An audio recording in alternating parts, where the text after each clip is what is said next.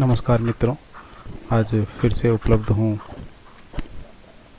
CBSE के sample paper के साथ। कंप्यूटर साइंस का जो सैम्पल पेपर हम लोग डिस्कस कर रहे थे, आज उसी का पार्ट 2 में डिस्कस करूँगा। आज भी हम लोग पाइथन के सेक्शन को ही डिस्कस करेंगे। तो स्टार्ट करते हैं। मैं Rajesh Kumar Jha, PGT computer science, आपके सामने उपलब्ध हूँ पाइथन सेक्शन के क्वेश्चन नंबर 2 के साथ, जिसका वेट 18 का होता है।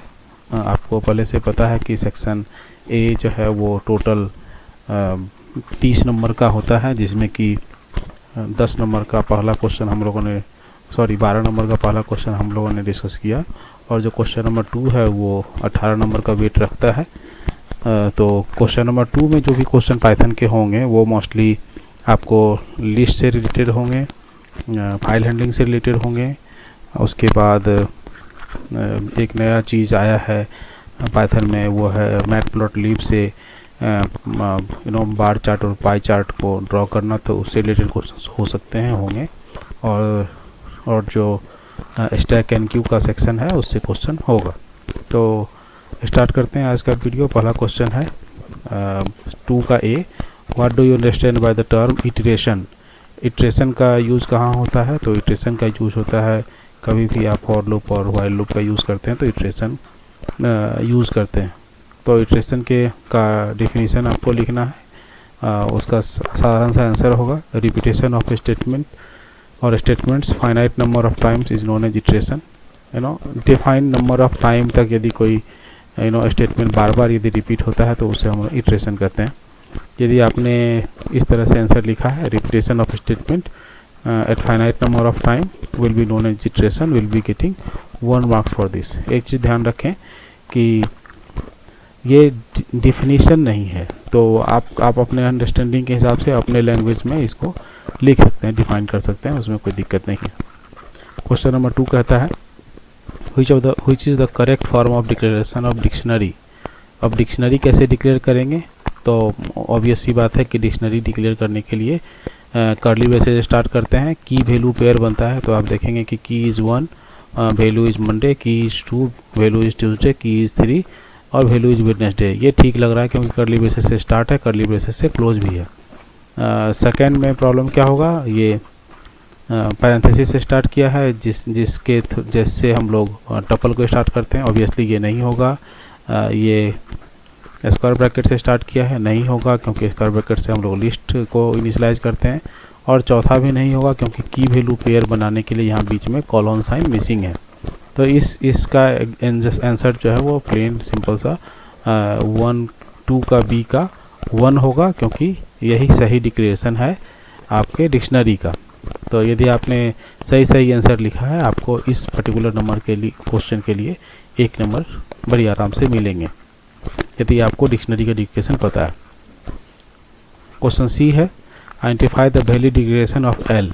अब एल किस टाइप का डिक्लेरेशन है आपको बताना है। देखिए, एक तो डिक्शनरी से क्वेश्चन आ गया, अब ये है लिस्ट से क्वेश्चन। कैसे? यदि आपने कर्ली स्क्वायर ब्रैकेट से स्टार्ट किया है और क्लोज किया है, साथ में इसमें मल्टीपल काइंड ऑफ डाटा यदि हैं, तो आप इसको कह सकते हैं कि ये लिस्ट डिक्लेरेशन है। तो इसका भी आंसर 1 ही होगा, लिस्ट।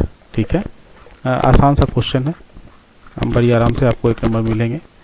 अगला क्वेश्चन देखते हैं। Question number D, find and right the output of following Python code. अब ये पाइथन कोड दिया हुआ है, इसका आउटपुट क्या होगा?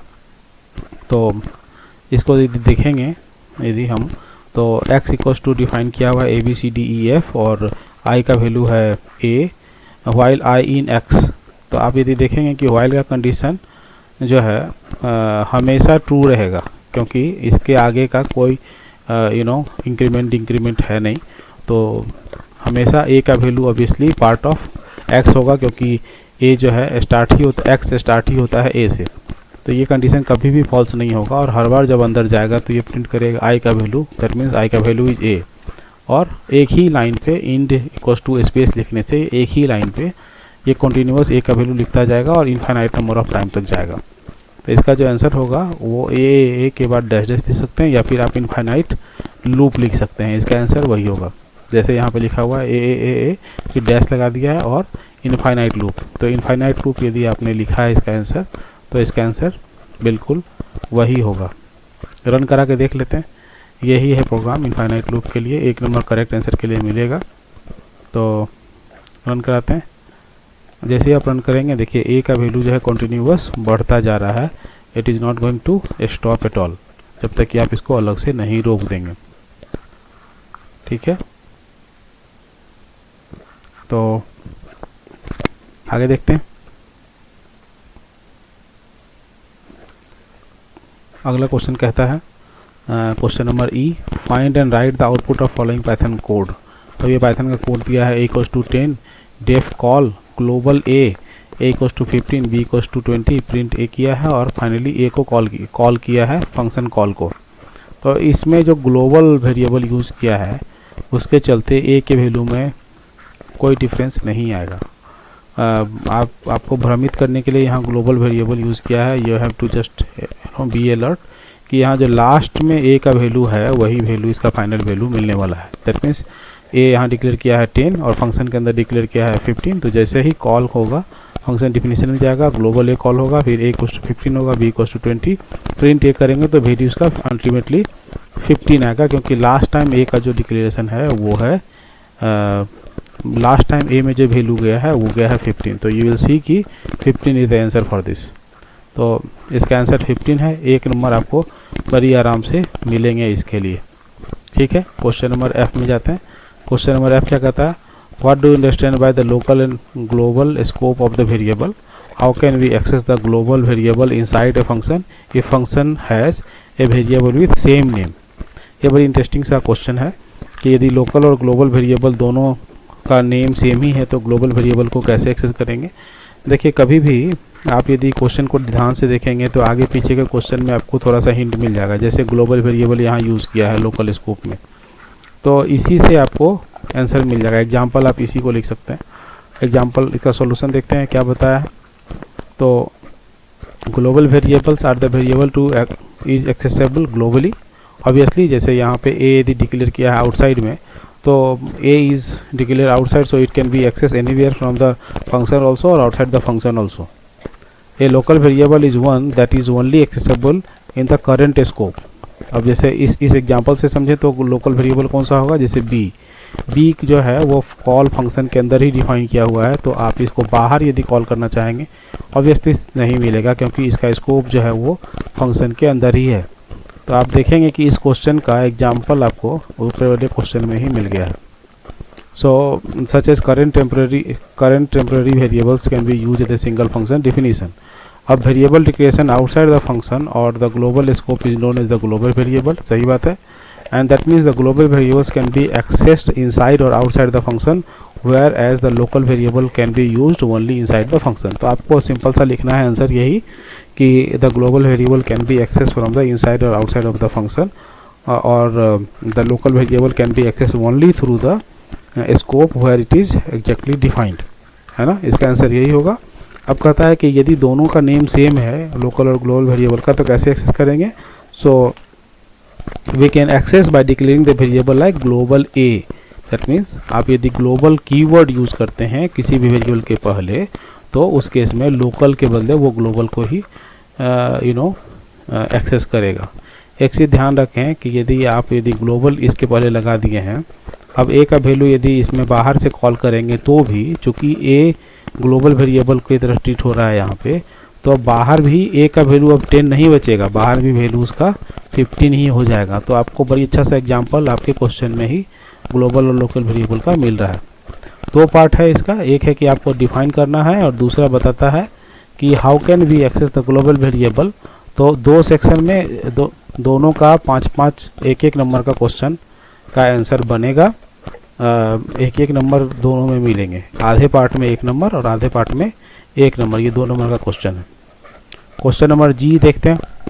ए bar chart is drawn using py plot in to represent the sales data of various modes of the car models of the car for the month. Write appropriate statement in Python to provide the labels like month June and sale done in x or y axis respectively. इसमें कह रहा है कि आप जो है bar chart बनाइए, 2 number का क्वेश्चन है। इसके 2 सेक्शन है, आइदर तो बार चार्ट बनाइए या फिर उसका और सेक्शन देखेंगे। पहले और के बदले हम लोग ड्रॉ ही करना सीखते हैं। तो बार चार्ट बनाने के लिए कहा है कि भाई आप वेरियस मॉडल के जो कार हैं उसका जून महीने का आप सेल्स के लिए एक बार चार्ट बनाइए। तो जून महीने में कौन कौन से कार का मॉडल होगा वो आपका चॉइस है, कितना बिका वो आपका चॉइस है, आप लिखेंगे। इसका आंसर जो है वो होगा जी, इस तरह से लिख सकते हैं।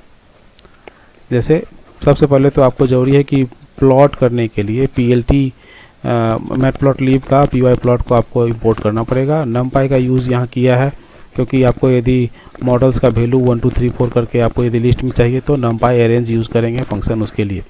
तो 2 इंपोर्ट स्टेटमेंट होंगे। अब मॉडल का नाम हम लोगों ने एक टपल में लिया है। इस टपल में मल्टीपल मॉडल हैं, i20, grand i10, Creta, so many. अब उस पर अरेंज करके उसके लेन से एक लिस्ट बनाया है। तो जो yPOS होगा उसका वैल्यू 0 1 2 3 4 जितना भी लेंथ है वहाँ तक जाएगा। It is going to be up to 6, 0 to 6। अब सेल्स का वैल्यू, सेल्स में उतने ही एलिमेंट होंगे जितने मॉडल में एलिमेंट हैं। तो यह ध्यान रखिएगा कि दोनों का एलिमेंट वैल्यू जो है वो सेम रहना, length of element will be same. तो मॉडल और सेल्स दोनों निकल गया। अब कहता है PLT.xtrig yPOS और मॉडल, ये जोड़ी नहीं है लिखना, आप लिख सकते हैं यदि आप चाहें तो, बट इसके लिए आपको नंबर नहीं मिलेंगे। नंबर मिलेंगे किसके लिए आपको? क्वेश्चन कहता है कि आपको लेबल लगाना है मंथ जून लिखा हुआ और सेल्स लिखा हुआ। तो एक्स लेवल में क्या चाहिए हमको? मंथ जून, और PLT.y लेवल में मिलेगा सेल्स डन। PLT का टाइटल लिखिएगा सेल्स बार ग्राफिक्स। तो आपको इन दोनों के लिए मिलेंगे नंबर। और उसके बाद जब बार चार्ट के लिए आपने PLT.bar कॉल किया है तो xPOS which is the variable, cells is the value, alignment आपने डाला है। तो जैसे ही ये लिखेंगे आपको अलाइनमेंट सेंटर करके ग्रीन कलर का, ये सारी चीज़ें नहीं चाहिए। आप यदि इतना तक ही यदि बार चार्ट बनाने के लिए लिखते हैं कोड तो is more than enough for you. और लास्ट में शो फंक्शन कॉल करना है। जैसे ही आप शो कॉल करेंगे तो बार चार्ट बन के दिखेगा। रन करा के देखते हैं इसको। तो लेट्स सी कि आउटपुट आ रहा है कि नहीं। So we got the output. Green colour मैंने लिखा था तो ग्रीन कलर का ये बार चार्ट बना है। नंबर आपको किसके लिए मिलेंगे? एक्स में मंथ जून लिखा हुआ और वाई में सेल्स डन लिखा होने के लिए भी आपको नंबर मिलेंगे। तो ये इस तरह से बार चार्ट बनेगा। देखते हैं। Half marks for the declaration of variable correctly. यदि दोनों वेरिएबल मॉडल और सेल्स आपने सही वेरिएबल डिक्लेयर किया है तो आपको आधे नंबर मिलेंगे फॉर द करेक्ट PLT.bar। बार यदि फंक्शन को कॉल कर रहे हैं आप सही से तो आधे नंबर उसके लिए। एक्स लेवल और वाई लेवल लगाने के लिए आधे नंबर, एंड शो फंक्शन के लिए आधे नंबर। तो इस तरह से 2 नंबर जो है आधे नंबर से चार पार्ट में बटा हुआ मिलेगा। बाकी किसी भी चीज़ के लिए आपको वैल्यू नंबर नहीं मिलेगा, एक चीज़ ध्यान रखें। तो टू द फोकस आपको रहना है कि इन सब चारों पार्ट पे आपको नंबर मिलेगा। इसी का और सेक्शन देखते हैं। 2 का जी का और क्या कहता है भाई? तो given is the output for the give the output of the following Python code. जो पाइथन कोड दिया उसका आउटपुट बताइए। तो आपको देख के ही पता चलेगा कि py प्लॉट को PLT से यूज़ किया है वेरिएबल, numpy कॉल किया है मैटप्लॉटलिब का PLT, ठीक है। ऑब्जेक्ट ये बनाया है Python, C++, Java, Perl, Scala and Lisp. उसके बाद xPOS बनाया है। अच्छा, एक चीज़ ध्यान देखें कि ये सेम इसी काइंड का कोड हम लोगों ने इसके लिए लिखा है। तो आप बड़ी आराम से इसको एज ए हिंट ट्रीट कर सकते हैं जो आउटपुट सेक्शन का प्रोग्राम दिया हुआ है ना। ये इंटरेस्टिंग पार्ट है जिसको आपको समझना चाहिए कि आपको हो सकता है कि आंसर भी आसपास के क्वेश्चन में ही मिले, थोड़ा सा हिंट। तो ऑब्जेक्ट हो गया, yPOS बनाया, np.arrange लेन ऑब्जेक्ट लिया है, परफॉर्मेंस उसका क्या है 10, अब पाइथन का है 10 8 6 2 1 इस तरह से लेके गया है। PLT.bar yPOS परफॉर्मेंस अलाइन किया है सेंट्रल, अल्फा दिया है 5। ऑब्जेक्ट अब एक्सट्रिक किया है yPOS ऑब्जेक्ट, वाई लेवल किया है यूजेज, टाइटल दिया है पाइथन प्रोग्रामिंग लैंग्वेज, PLT.show किया है। अब देखेंगे कि एक्स एक्सिस पे वाई एक्सिस पे यूजेज होगा, यूजेज में जाएगा ये, और ऑब्जेक्ट जाएगा एक्स एक्सिस पे। तो एक्स एक्सिस पे आप लिखेंगे Python, C++, Java, Perl, scale, और वाई एक्सिस पे लिखेंगे यूजेज। इस तरह से एक बार चार्ट आप बनाएंगे तो जो बार चार्ट का आउटपुट होगा वो लगभग इस टाइप से होगा। बार चार्ट का आउटपुट इस तरह से होगा, जहां यूजेज आपका वाई एक्सिस का लेवल है और टाइटल जो है प्रोग्रामिंग लैंग्वेज यूजेज लिखा हुआ आएगा। हर एक लैंग्वेज के सामने जितना वैल्यू था उसके हिसाब से आपको इस तरह से बार चार्ट बनाना है। तो यदि आपने 10th क्लास में बार चार्ट और पाई चार्ट बनाना सीखा होगा मैथमेटिक्स में, तो आप बड़ी आराम से इस तरह का चार्ट ड्रॉ कर सकते हैं और इसके लिए आपको 2 नंबर मिलेंगे। ठीक है, चलिए फिर डिस्कस करते हैं अब क्वेश्चन नंबर 2 का H। Write a function in Python to count the number of lines in text file story.txt which is starting with the alphabet A। ये फाइल हैंडलिंग का क्वेश्चन है। कह रहा है कि आपको story.txt फाइल खोलना है, पढ़ना है और उसमें से जो भी लाइन A से स्टार्ट होगा उसका काउंट लिखना है। आसान सा सॉल्यूशन है इसका, 4 से 5 लाइन में कोड लिखाएगा। कह रहा है कि कोई सा भी फंक्शन लिखिए, राइट ए फंक्शन। तो फंक्शन का नाम मैंने लिखा है def count lines. F out नाम का एक वेरिएबल लिया जिसमें ओपन story.txt किया है। कौन से मोड में? रीड मोड में, है ना। बस इतने करने से आपका story.txt फाइल ओपन होगा। फिर कहता है एफ आउट पे आप रीड लाइंस कर लीजिए। रीड लाइंस जो फंक्शन है वो लिस्ट के फॉर्मेट में पूरे के पूरे टेक्स्ट फाइल के हर एक लाइन को एज ए एलिमेंट मान करके रिटर्न करता है। तो आप मान के चलें कि ये लाइंस वेरिएबल में हम लोगों ने डाटा स्टोर किया है रीड लाइंस के बाद, which is actually A list containing the individual line is a element of list. ठीक है, अब काउंट का एक वेरिएबल लिया 0। फॉर लूप चला रहे हैं लाइन इन लाइंस। तो लाइन इन लाइंस का मतलब हो गया, ये हो गया मल्टीपल लाइंस का लिस्ट और एक उसका लाइन इंडिविजुअल लाइन अब यदि मिला है तो एक लाइन के लिए अब इफ़ कंडीशन चलाएंगे। इफ़ लाइन का 0th इंडेक्स पोजीशन पे जो डाटा है वो यदि A है कैपिटल में और यदि स्मॉल a है तो का मतलब है कि the line is starting from either A और A स्मॉल। ठीक है, यदि ऐसा है तो काउंट का वैल्यू 1 करके प्लस करिए। ये कंटिन्यूअस चलेगा जब तक कि पूरे के पूरे लाइन कवर नहीं हो जाते हैं। एक बार ये काम कंप्लीट हो गया फॉर लूप से बाहर निकलेंगे और काउंट का वैल्यू प्रिंट करेंगे। एफ आउट को लास्ट में क्लोज करेंगे। इतने में फंक्शन ख़त्म। अब लास्ट में फंक्शन को कॉल करेंगे। इतना यदि कर लिया आप लोगों ने तो इस क्वेश्चन के लिए आपको जो 2 नंबर मिल रहे हैं वो 100% मिलेंगे। जो आपको ध्यान में रखना है वो ये कि आपको एक फंक्शन लिखना है, फाइल ओपन करना है रीड मोड में, रीड लाइंस करके आपको पूरे के पूरे लाइन पढ़ने हैं और फिर हर एक लाइन को यदि चेक करना है उसका 0th इंडेक्स पोजीशन पे वैल्यू यदि A है तो ठीक है, एक काउंट को प्लस कर दीजिए और आगे बढ़िए। जो नंबर डिवाइड होंगे उसके लिए वो है कि हाफ नंबर मिलेंगे फाइल ओपन करने के लिए, हाफ लाइन मिलेगा फाइल रीड करने के लिए, हाफ नंबर मिलेंगे चेकिंग द कंडीशन, ये कंडीशन चेक करने के लिए हाफ नंबर, एंड प्रिंट करने के लिए आपको मिलेंगे आधे नंबर। इस तरह से डिवाइड किया है। तो 2 नंबर के लिए ये 4 पॉइंट है जो कि कवर होने ही चाहिए आपके आंसर में, तभी आपको 2 के 2 नंबर मिलेंगे। अगला क्वेश्चन देखते हैं। उसी का और सेक्शन में कहता है राइट ए मेथड और function display words in Python to read the lines from the text file story.txt and display those word which are less than 4 character. तो डिस्प्ले वर्ड आपको फंक्शन लिखना है और उसमें आपको रीड करना है story.txt को, साथ में उन सभी वर्ड को लिखना है जो कि जिसका लेंथ 4 से कम हो। तो देखते हैं, डिस्प्ले वर्ड नाम का फंक्शन कहा था वही फंक्शन का नाम लिखा है। एफ आउट किया है ओपन story.txt फाइल। इस तरह से ये फाइल आप ओपन करेंगे। अब यदि आपको पूरा का पूरा फाइल पढ़ना और एक वर्ड चाहिए तो आप क्या करेंगे, फाइल आउट और रीड करेंगे तो ये पूरा का पूरा जो डाटा है वो रीड करके आपको स्टोर कर देगा जो भी आपने वेरिएबल डिक्लेयर किया है उसमें। जैसे हमने डाटा भेल यहाँ वेरिएबल लिया है, इसमें पूरा का पूरा फाइल का डाटा इसमें आके कॉपी हो जाएगा। ये स्ट्रिंग फॉर्मेट में होगा। अब यदि स्ट्रिंग है तो आप उसको स्प्लिट कर सकते हैं बेस्ड ऑन स्पेस, क्योंकि आपको अलग अलग वर्ड चाहिए तो आप स्प्लिट फंक्शन चलाएंगे without passing anything into it. Definitely it will split based on space. तो आप स्प्लिट करके जैसे ही आप स्टोर करेंगे वर्ड्स में तो words with the list of word है ना which is there in the particular file. अब यदि वर्ड्स में आपको अलग अलग वर्ड मिल गए तो आपको क्या करना है, हर एक वर्ड के लिए आपको फॉर लूप चलाना है और चेक करना हर एक वर्ड के लिए कि उसका लेंथ 4 से यदि कम है तो प्रिंट कर दीजिए, नहीं तो आगे बढ़िए। ये कंडीशन चलेगा जब तक कि पूरे वर्ड्स जो हैं लिस्ट के ख़त्म नहीं हो जाए और उसके बाद में आपको एफ आउट को क्लोज कर देना है। फाइनली आपको डिस्प्ले फंक्शन को कॉल करना है। तो ये बहुत आसान सा कोड है। यदि आप कंपेयर करेंगे C++ के फाइल हैंडलिंग के कोड से, तो पाइथन के फाइल हैंडलिंग के कोड बहुत ही ईजी हैं। आप बड़ी आराम से स्कोर कर सकेंगे इसमें। और ध्यान रखें कि आप अच्छा स्कोर कर सकते हैं पाइथन के साथ। ठीक है, नंबर देखते हैं कैसे बांटा है इसका।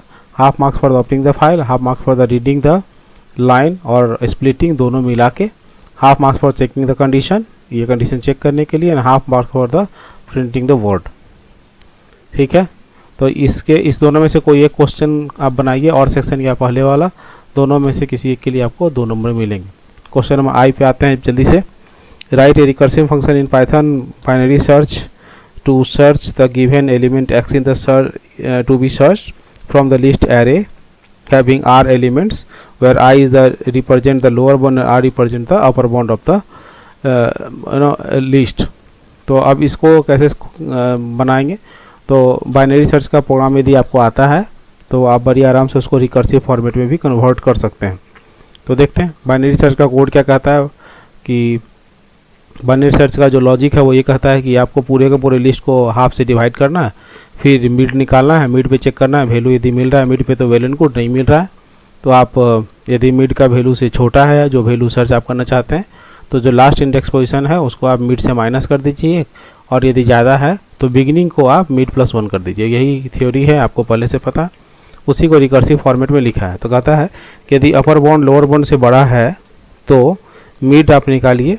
कैसे? l + r - 1 डिवाइडेड बाई 2 करेंगे तो आपको मिड पोजीशन निकलेगा। ये फ्लोर डिवीजन है, ये ध्यान रखें कि ये फ्लोर डिवीजन यूज़ करना है यहाँ पे ताकि आपको एग्जैक्टली नंबर मिल सके। तो मिड निकला। अब मिड पे कहता है कि यदि आपको मिल गया है x तो बहुत अच्छी बात है, जो सर्च एलिमेंट है मिल गया तो वेल एंड गुड, आप रिटर्न कर देंगे मिड। नहीं मिला तो 2 कंडीशन होंगे। एक कंडीशन होगा कि आइदर मिड का वैल्यू है वो बड़ा है x से, तो उस कंडीशन में क्या होगा कि x को सर्च करेंगे मिड से पहले के सेक्शन में। तो फिर से हम बाइनरी सर्च को कॉल करेंगे और उसमें पास करेंगे एरे इनिशियल वैल्यू मिड -1, मतलब एक कम तक सर्च करेंगे, पास करेंगे x को। अब यदि मिड से ज़्यादा यदि है x का वैल्यू तो हम लोग क्या करेंगे, बाइनरी सर्च एरे पास करेंगे, मिड +1 कर देंगे लोअर बाउंड को, अपर बाउंड को वैसे ही छोड़ देंगे, है ना। तो ये जो चेंजेज आपको दिखे होंगे इसमें अपर बाउंड चेंज है, इसमें लोअर बाउंड चेंज है, दैट्स इट। इसमें से ये यदि आप इसको बार बार चलाएंगे, बार बार चलेगा, खुद ब खुद ये कॉल करेगा चूँकि ये रिकर्सिव फंक्शन है, और अल्टीमेटली आपको मिड पे डाटा मिलेगा। नहीं मिला तो आपको -1 रिटर्न करेगा। अब इस फंक्शन का कॉल कैसे है भाई? तो एक एरे बना लिए हैं। अब एरे में से कोई डाटा यूजर को कह रहे हैं कि आप सर्च करने के लिए दीजिए, तो स्टोर होगा x में। बाइनरी सर्च में पास किया है एरे को 0th index position lower bound upper bound के लिए len -1, और x is the value which is going to be get search. ठीक है, अब यदि रिजल्ट जो भी वहाँ से लौटा है वो यदि -1 नहीं है का मतलब you got the particular data to which is going to be get search in the element in the list, तो आपको ऑब्वियसली जो डाटा मिलेगा वो रिजल्ट में हमको मिलेगा इंडेक्स पोजीशन पे, जिस भी इंडेक्स पे आपको मिलेगा वो वहाँ से रिटर्न करेगा। यदि ऐसा नहीं है का मतलब है कि रिजल्ट का वैल्यू -1 आया है, डाटा वहाँ नहीं मिला, है ना। तो बाइनरी सर्च का कोड है, ध्यान आपको यही रखना है कि बाइनरी को बार बार यहाँ कॉल करना है लोअर बाउंड और अपर बाउंड को चेंज करके। रन करके देखते हैं। इसमें से मान लो मैंने 4 सर्च किया तो इंडेक्स पोजीशन 2 मिला है, ऑब्वियस सी बात है कि 0 1 2 is the index position for this. चलिए फिर से इसको एक बार रन करा के देखते हैं, जिसमें वैसा एलिमेंट सर्च करेंगे जो कि है ही नहीं इस पर्टिकुलर लिस्ट में, लाइक 14 सर्च करके देखते हैं। 14 element is not present in the array. ठीक है, तो ये सही काम कर रहा है। आपको ध्यान रखना है कि बाइनरी सर्च का जो अपने लॉजिक आपको यदि याद होगा उसी लॉजिक को सिर्फ यहाँ रिकर्सन में कन्वर्ट कर देना है। उसी का आगे का और सेक्शन में क्वेश्चन देखते हैं। Write a recursive function recur factorial n in Python to calculate and return the factorial of number n pass to the parameter। तो अल्टीमेटली n का आपको फैक्टोरियल निकालना है रिकर्सन के थ्रू। देखते हैं और इसको कैसे बनाएंगे। तो बहुत छोटा सा कोड है इसका, जो भी नाम फंक्शन का वहाँ लिखा है क्वेश्चन में सेम वही नेम आप यहाँ पे डालेंगे, पास करेंगे n। यदि n का वैल्यू 1 है तो ऑब्वियसली इसका जो फैक्टोरियल होगा 1 ही होगा, तो रिटर्न करेंगे 1 को। नहीं तो n इंटू फैक्टोरियल को फिर से कॉल करेंगे -1 के साथ, n-1 के साथ। ये चलता जाएगा जब तक कि n का वैल्यू 1 तक नहीं पहुंच जाए। तो ये रिकर फैक्टोरियल जो है वो खुद को बार बार कॉल करेगा और अल्टीमेटली जब तक n का वैल्यू 1 तक नहीं हो जाता है तब तक ये काम करेगा। अब इसको कॉल कैसे करेंगे, तो यूज़र से पहले पूछेंगे कि आप पास करिए इंटर एनी नंबर, जो भी नंबर आएगा वो नम में स्टोर होगा। यदि नम का वैल्यू लेस देन 0 है, ये मैंने ऐसे लिखा है बट आपको इतना लिखने की आवश्यकता नहीं है। आपको सिर्फ करना क्या है, यूज़र को पूछना है जो नम का वैल्यू है, उसके बाद आपको सिंपली कॉल करना है रिकर फंक्शन का। तो factorial equals to recur factorial pass करेंगे नम को, दैट्स इट, और आप लिख देंगे प्रिंट फैक्टोरियल ऑफ किसका भाई, तो फैक्टोरियल ऑफ n इज जो भी वैल्यू आया है, फैक्टोरियल किसका, नम का। इतने लिखने भर से भी आपका काम हो जाएगा, ये नहीं चाहिए होगा, दैट्स इट। अब क्या करेंगे, फैक्टोरियल को कॉल किया है, बार बार इस तरह से ये कॉल होगा -1 होकर के, रन करा करके देखते हैं। तो इंटर एनी नंबर यूजर से पूछा 4 का फैक्टोरियल है 24, तो आप देखेंगे कि इतने भर से आपका काम हो जाएगा। और ये क्वेश्चन 2 नंबर का है, 2 नंबर मिलेगा आपको रिकर्सन का फंक्शन कॉल ठीक ठाक से लिखने के लिए, और 1 नंबर मिलेगा फैक्टोरियल फंक्शन को कॉल करने के लिए। तो इस तरह से क्वेश्चन नंबर आई का और सेक्शन हम लोग कवर किए हैं। जल्दी से देखते हैं question number J, right a function in Python in Q array data and dequeue array for performing insertion and deletion operation in the queue. Array is the list used for implementing the queue and data is the value for the to be get inserted. तो ये जो question है वो Q section का है, जिसमें Q का insertion और डिलीशन करना है। इंसर्शन का कोड क्यू के केस में यदि आपको याद हो तो ये क्यू फीफो ऑर्डर में काम करता है, मतलब जिधर से डाटा आप इंसर्ट करेंगे उसके अपोजिट साइड से डाटा आप डिलीट करेंगे। ठीक है, इम्प्लीमेंटेशन देखते हैं इसका। फंक्शन का नाम इन क्यू लिखा है, एरे डाटा। तो आप आइदर तो इस तरह से एरे डाटा यदि कहा है तो आप यहाँ पे ही डाटा को पास कर लीजिए, तो जरूरत नहीं पड़ेगा इसको कॉल करने का, सिंपली डाटा आप इंसर्ट कर दीजिए, दैट्स इट। इन क्यू का कोड बड़ी सिंपल सा होगा, इन क्यू और एरे और डाटा पास किया हुआ है यूजर ने पहले से, एरे डॉट अपेंड करेंगे। अपेंड जैसे ही करेंगे तो लिस्ट के लास्ट में वो अपेंड करेगा। डीक्यू का कोड क्या है, dequeue array, if array double equals to empty then queue will be empty. यदि एम्प्टी नहीं है मतलब एल सेक्शन में जाएगा, एंड एरे को डिलीट करना उसको आपको सिंपली प्रिंट करके दिखाना है। तो array will be get deleted from the 0th position. ध्यान रखें कि अपेंड जो होगा वो लास्ट पे और जो डिलीट होगा वो होगा 0th पोजीशन से, तभी तो फीफो की तरह ये काम करेगा, फर्स्ट इन फर्स्ट आउट के तौर के जैसा काम करेगा।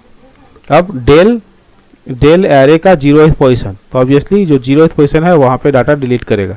इंसर्शन और डिलीशन का काम क्यू में इसी तरह से होता है कि इंसर्शन आप लास्ट में करेंगे और डिलीशन आप पहले पोजीशन से करेंगे। हाफ नंबर कैसे बटा हुआ है, तो ये पूरा सेक्शन में इसका हेडर लिखने के लिए, इसका हेडर लिखने के लिए दोनों के लिए आधे नंबर।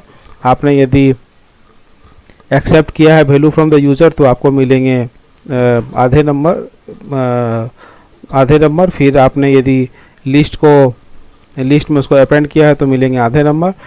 डीक्यू करने के लिए यदि आपने एम्प्टी चेक किया है तो आधे नंबर, और आपने यदि डीक्यू में कौन सा एलिमेंट डिलीट हो रहा है उसको यदि आपने दिखा दिया है तो आधे नंबर, और यदि आपने डिलीट फंक्शन को कॉल किया है तो उसके लिए आधे नंबर। तो इस तरह से छोटा सा कोड है इनक्यू डीक्यू का, आपको बड़ी आराम से याद हो सकता है। 2-4 बार लिखें, प्रैक्टिस करेंगे तो ये बड़ी आराम से बनेगा। याद रखें कि ये बहुत आसानी से ईजी से बन रहा है पाइथन में, यही आपको करना होता। सी प्लस प्लस में तो काफ़ी डिफ़िकल्ट हो रहा होता आपको।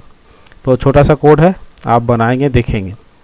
इसी का जो और सेक्शन का क्वेश्चन है वो है write a function in Python make push package and make pop package to add a new package and delete a package from a list of package description considering them to act as push and pop operation of the stack data structure। ये Q का है, ये stack का question है, और section में बना हुआ है, तो दोनों में से कोई एक यदि आपको याद है तो भी आप लिख सकते हैं। तो स्टैक का इम्प्लीमेंटेशन क्या है, लास्ट इन फर्स्ट आउट लिखो। तो पुश करेंगे जिधर से ही उधर ही आप पॉप भी कर सकते हैं, उधर ही आपको पॉप भी करना है, एक्चुअली कर सकते नहीं, करना ही है। तो कैसे करेंगे, मेक पुश पैकेज और मेक पॉप पैकेज दो नाम का फंक्शन लिखेंगे, लिखते हैं। तो make push package a equals to enter a package item to be get added, जो भी आइटम आपने डाला है वो ए में स्टोर होगा, पैकेज डॉट अपेंड ए, तो पैकेज में ये अपेंड कर देगा। और मेक पॉप क्या करेगा, जो भी पैकेज है उसमें यदि चेक करेगा, यदि पैकेज इम्प्टी है तो स्टैक इम्प्टी लिखेगा, और साथ में यदि इम्प्टी नहीं है तो ऑब्वियसली एल्स पार्ट में जाएगा डिलीटेड आइटम बिली पैकेज डॉट पॉप। ये याद रखें कि पॉप फंक्शन लास्ट एलिमेंट को हमेशा पॉप करता है, यदि आपने इसमें कोई पैरामीटर एज ए इंडेक्स पास नहीं किया है तो ये लास्ट से ही आपको पॉप करेगा डाटा, और ये लास्ट में ही अपेंड करेगा। इस तरह से ये पुश एंड पॉप का दोनों का इम्प्लीमेंटेशन यहाँ पे बना हुआ आपको दिख रहा होगा। बहुत छोटा छोटा कोड है, आप ये आराम से बना पाएंगे। मार्क्स कैसे डिवाइड किया है देख लें। 4 नंबर का क्वेश्चन है तो हाफ नंबर फॉर इसका डिफिनीशन लिखने के लिए, यूजर से मांगने के लिए डाटा, और इंसर्ट करने के लिए, ये तीनों मिला के मिलते हैं 1.5 नंबर। फिर इसका पैकेज, इसका फंक्शन डिफिनीशन मेक पॉप का लिखने के लिए आपको मिलेगा आधा नंबर, एम्प्टी चेक करने के लिए मिलेगा आधा नंबर, और डिलीट करने के लिए मिलेगा आपको आधा नंबर। एक चीज़ यहाँ पे छूट गया है, वो ये कि पैकेज डॉट आइटम, हाँ चलिए यहाँ से डिस्प्ले भी हो जाएगा ये, और साथ में पॉप भी हो जाएगा, डिलीशन का भी काम हो जाएगा, पॉप का भी काम हो जाएगा। तो इस तरह से ये कोड यदि आपने लिख लिया है तो आपको पूरे के पूरे 4 नंबर मिलने हैं, है ना। तो होपफुली अभी तक का जो वीडियो है उससे आपको पाइथन के 30 नंबर तो कवर हो ही गए हैं। यदि इस पूरे सेक्शन को आपने बड़ी कॉन्फिडेंटली ढंग से बनाया है, और यदि आप इसको कवर कर लेते हैं, तो आप बाकी के जो 40 नंबर हैं, 30 में से जो 45 नंबर उधर आना है, वो बड़ी आसानी से आप बनाएंगे और काफ़ी कॉन्फिडेंस के साथ बनाएंगे। ये वीडियो काफ़ी लंबा हो गया है, बट चिंता की बात नहीं है, आप इसको पार्ट बाय पार्ट देखें, समझने का कोशिश करें, और यदि आपको कुछ समझ में नहीं आता है तो ऑब्वियसली कमेंट बॉक्स में कमेंट करें, मैं उसको आंसर करने की कोशिश करूँगा। तब तक आप घर पर रहें, सुरक्षित रहें, और जम कर पढ़ाई करें। Thank you.